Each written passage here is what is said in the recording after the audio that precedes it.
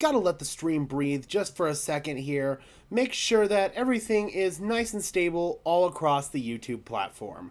Welcome in, Broncos country. Merry Draftmas Eve. I am your host, Gage Madrid, and I think that the entire NFL community as a whole is just completely excited and overwhelmed for what is to come tomorrow.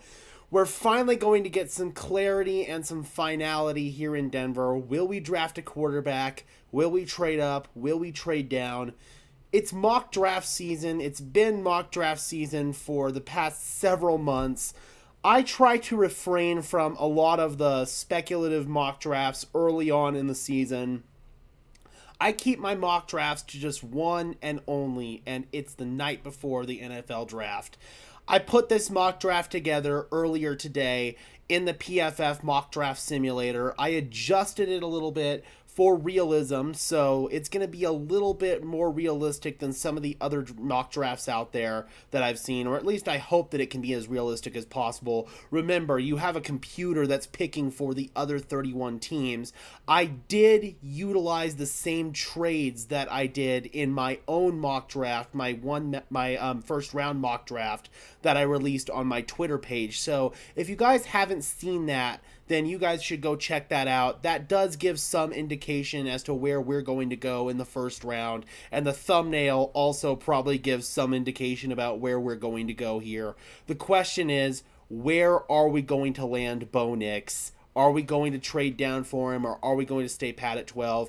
In this particular mock draft, all four of the top quarterbacks were gone, so there was no chance for the Denver Broncos to trade up to get J.J. McCarthy. The Minnesota Vikings outbid for him, and they also outbid with a division rival in the Los Angeles Chargers. So Denver's avenue to get J.J. McCarthy completely closed, and so they had to basically settle for the next best option, which was Bo Nix. We've got some people we want to say hi to here. We got Maverick saying, no, the stream's during my pickup basketball time. Oh, man, that sucks, dude. Hopefully you can catch it afterwards. We got Ray Haas in the house saying good evening, and we got G Money saying what's good, Gage. Hopefully everybody is doing fantastic. Before we officially drop into the mock draft, though, guys, if you could just do me a massive favor and leave a like on this stream, I would really, really appreciate it, as well as subscribe to the channel if you have yet to do so. Again, those are both free and easy ways to show your support for the channel. We are getting so close to 3,000 subscribers. I believe we are just 76 subscribers away. So if you guys have yet to subscribe to the channel, I would really, really appreciate it if you could do so. Again, it's the best way that you can show your support, and it only takes 1 second to do. Also, guys, we will be live for all 3 nights of the NFL draft. Night 1, night 2, and then the full 8-hour long stream on day 3. That is going to be absolutely a grind, but I absolutely love doing it. It's one of my favorite parts of the year. The draft is just full of excitement, fun, speculation, twists, turns, you name it. Speaking of, without further ado, Broncos country, let's get straight into the mock draft. Now, Bo Nix is a very polarizing figure here in Denver. A lot of reports coming out that say that the NFL views Bo Nix as a day 2 prospect. I will counter that with this logic. It only takes one team to fall in love with a player. And there are teams behind the Denver Broncos in the first round that could fall in love with Bo Nix. That's why the Denver Broncos have to be very conservative if they do want to trade down and risk potentially losing him. There's a scenario where Bo Nix is gone by the time the Denver Broncos land to their pick in the first round that they traded down to. So I don't think they can stray out of the teens. They can trade down, and I do have them trading down, but they can't trade down far, in my opinion. What team is going to want to come up to 12 becomes the next question. I have a bit of an unorthodox team that not a lot of people are thinking about as trade-up candidates, but there's a player out there that really fits the bill of what this team wants to do, and I think that it makes a whole lot of sense. So I am sending the 12th overall pick to the Seattle Seahawks, along with a 5th round pick this year, 145 overall, for pick number 16, pick number 81, pick number 118, so third and fourth round picks, and they're swapping a fifth this year for a fourth next year. So I think that this is a very fair trade to move down 4 spots. The Seahawks come up for Laiatu Latu, edge rusher out of UCLA, who I think fits really, really well in their defensive scheme. And without further ado, guys, you already know who we're taking at number 16. With the 16th pick in the 2024 NFL Draft, the Denver Broncos select Bo Nix, quarterback, Oregon. This is a fit that I think makes a whole lot of sense. Bo Nix operates really, really well in the quick game. He processes information at the line of scrimmage at a really high level. He's somebody who has displayed the ability to also play really, really well outside of structure at Auburn. Bo Nix is a really well-rounded quarterback whose flaws are somewhat overstated in my opinion. And he fits what Sean Payton wants in a quarterback. He fits the Denver Broncos philosophy of operating quick at the line of scrimmage, getting the ball out over the middle, short intermediate completions over the middle of the field. Bo Nix can do that, and he brings good athleticism as well.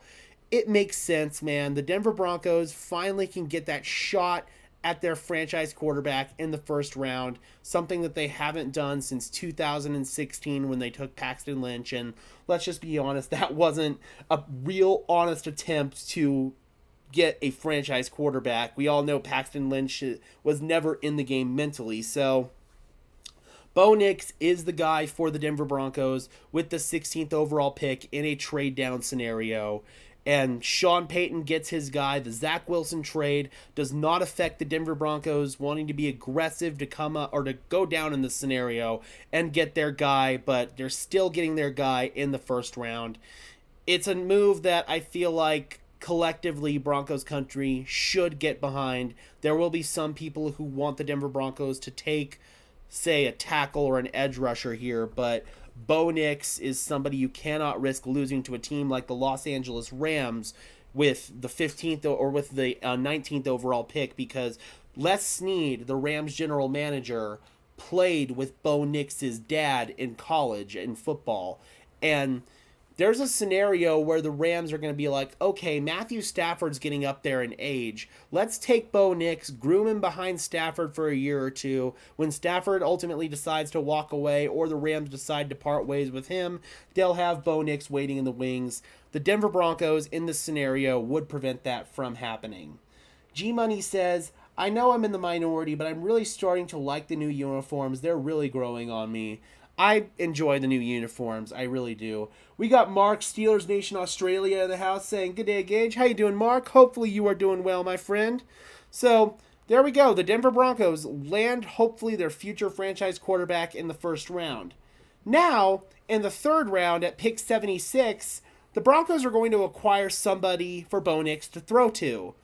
With the 76th pick in the 2024 NFL Draft, the Denver Broncos select Johnny Wilson, wide receiver, Florida State. This is a move that I have the Denver Broncos making with a potential Courtland Sutton trade in mind. There is no Courtland Sutton trade in this mock draft just for simplicity's sake, but I strongly believe the Denver Broncos could trade Courtland Sutton away. And Johnny Wilson could very well replace Courtland Sutton. And although he's not exactly the same 50-50 ball guy that Courtland Sutton is, he has a really, really good frame, 6'6", 231 pounds. He's athletic, a huge wingspan.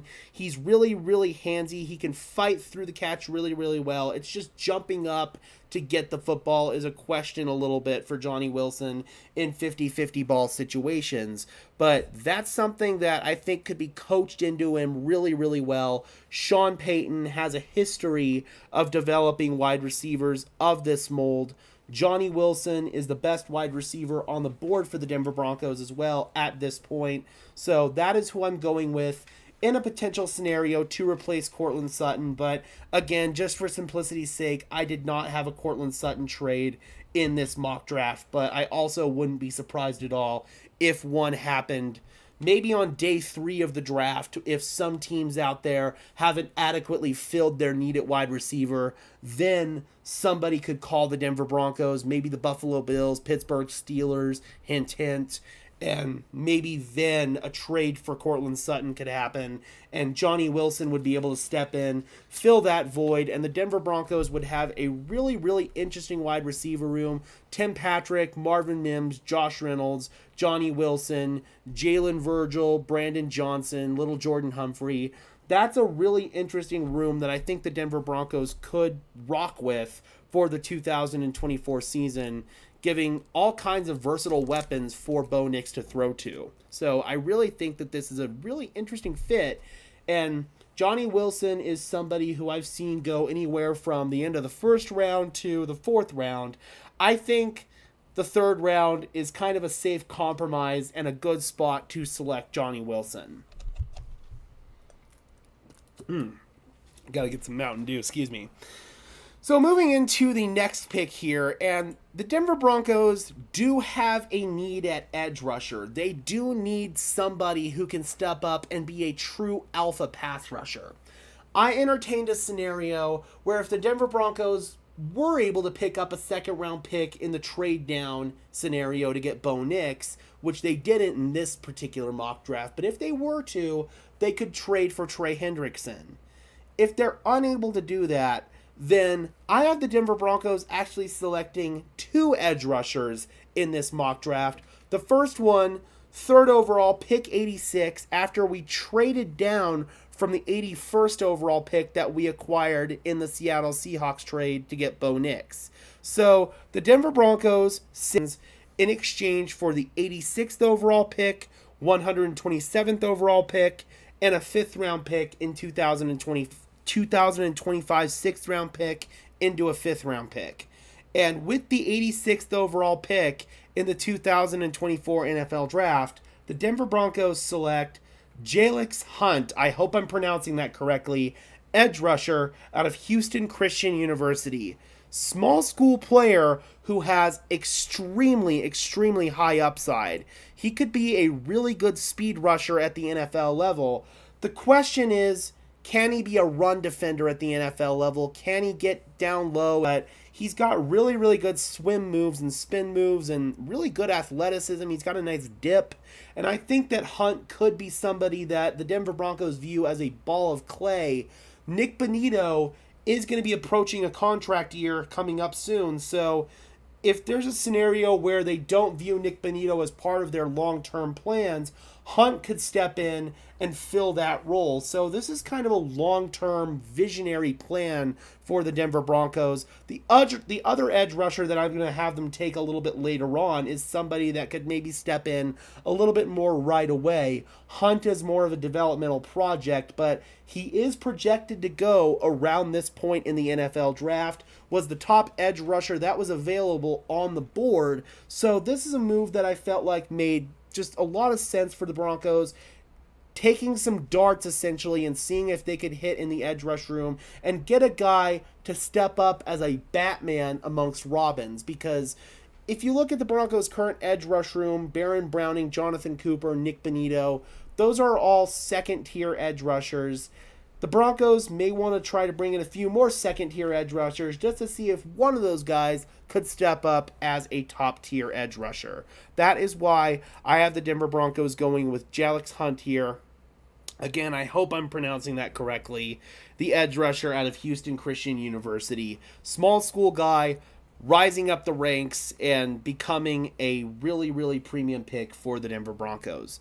Then I have them addressing the defensive back spot. The Broncos did bring in a veteran corner in Levi Wallace. They've got 2 young guys on the roster, Riley Moss and Damari Mathis, but they may want one more piece to kind of round out that room. Jaquan McMillan is their entrenched starting nickel, but they do have some kind of void that they need to fill at the dimebacker position, and they also have a guy who could maybe step in as depth at the boundary as well. That's why I have the Denver Broncos with pick number 118 in the 2024 NFL Draft, selecting Chris Abrams-Draine, defensive back out of Missouri. He is a smaller body at 5'11" and 179 pounds, but he actually held his own pretty well at the boundary corner spot in college. I think that he could do really, really solid as either a nickel, a dime, or a boundary corner in the NFL. It all depends on what role that the Denver Broncos utilize him in. He's got a very similar build, honestly, to Chris Harris Jr., and I see some CHJ in his game, and we all know that CHJ excelled both in the slot and in the boundary. Right now, the Broncos may utilize him in the dime, but if Riley Moss doesn't develop, and obviously Levi Wallace isn't going to be your long-term plan here, Chris Abrams-Draine could be a guy who could step in as your long-term solution, maybe your next Chris Harris Jr. at the boundary corner spot. So I really think Chris Abrams-Draine fits what the Denver Broncos could be looking for in a defensive back. New DBs coach Jim Leonard could do a really, really fascinating job developing Abrams-Draine. He's somebody I've liked since the early draft process. This is me targeting one of my guys right here and getting Chris Abrams-Draine.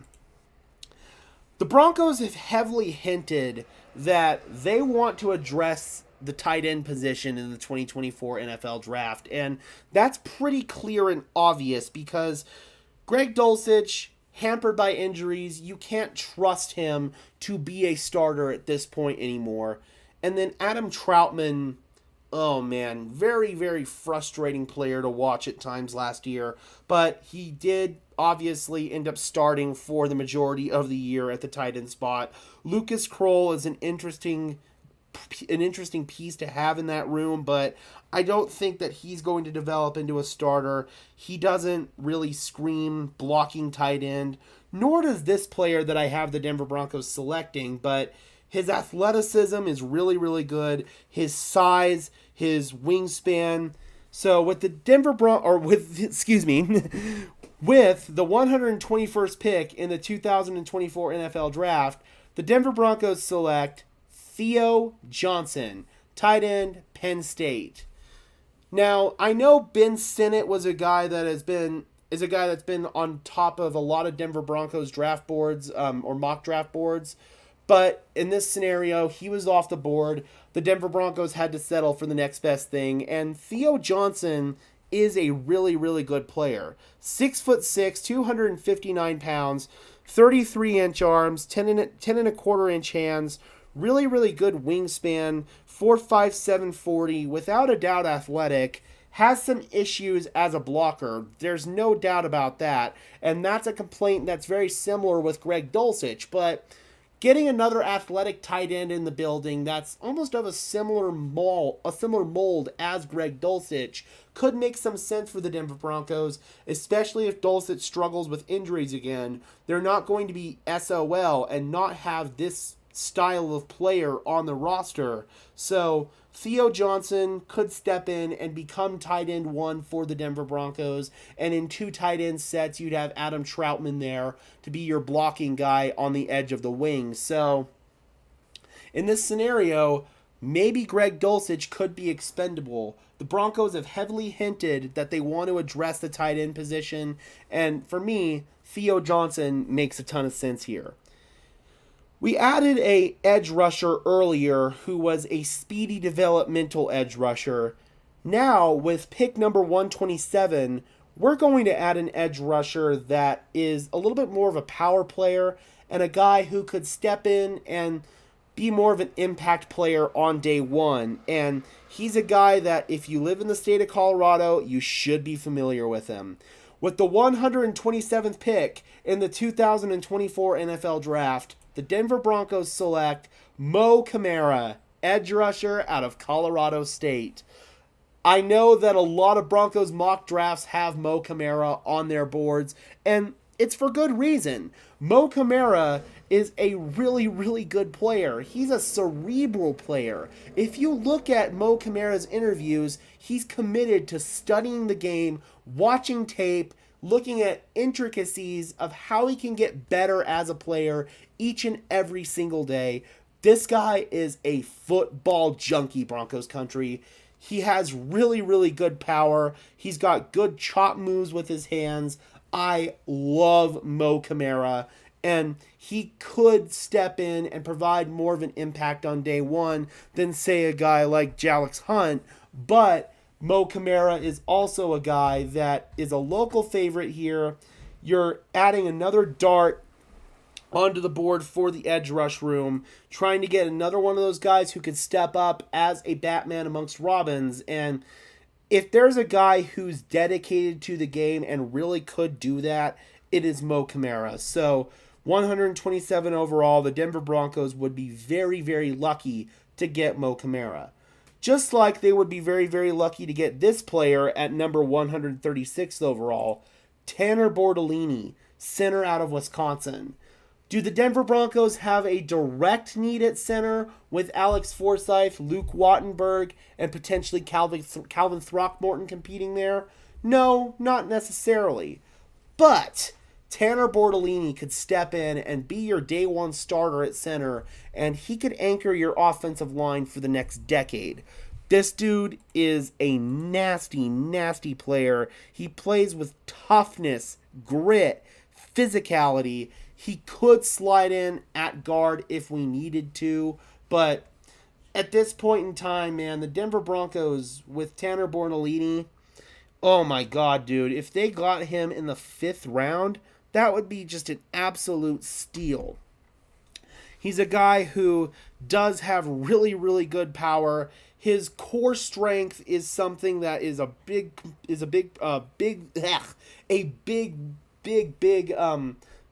high quality of his game. I don't know why I can't English today. Jesus Christ. I think sometimes a little bit faster than my mouth can spit out the words, man. But he's, somebody who has really good core strength and could be a starting center to anchor your offensive line for the next 10 years. Tanner Bortolini falling to the 5th round is something I did not expect. Is it exactly realistic? I don't know. But if he's there at this point, you have to take him. It's that simple.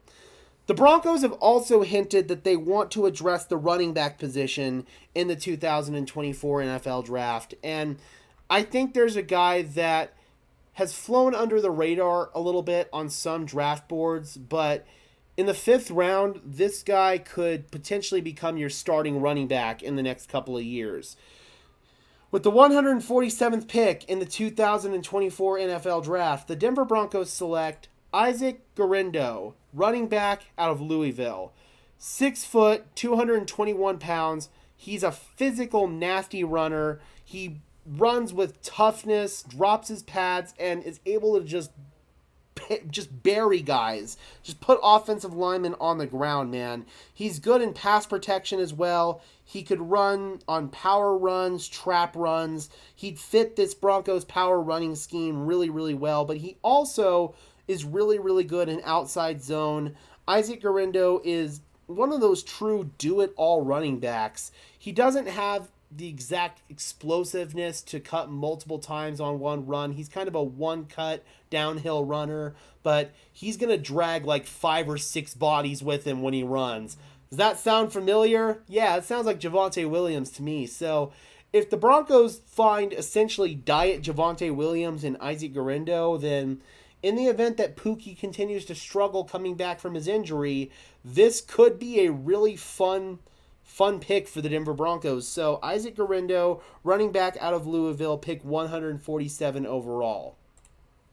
They also have a need at the interior defensive line. I just revealed it right there. Christian Boyd, interior defensive lineman out of Northern Iowa. He's a small school guy, but 6'4", 317 pounds. I view him as a nose tackle at the NFL level. Can absolutely move cats around in the run game. Really, really powerful, really, really, really athletic. I think Christian Boyd is somebody who isn't getting talked about enough, but he really should be. He's somebody who could slide right in and be a starting nose tackle at the NFL level, and the Broncos do have a little bit of a void right there, not bringing back Mike Purcell. Christian Boyd adds some more depth to the interior defensive line. I think that makes a whole lot of sense.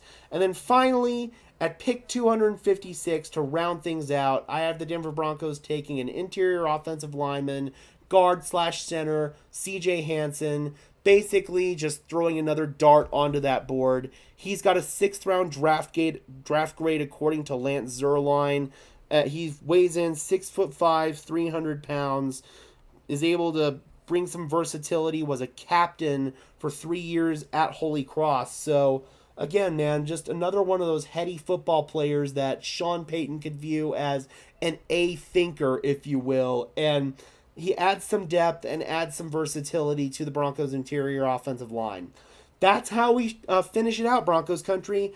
Denver Broncos, if we bring it in here, this is their full draft haul from this mock draft.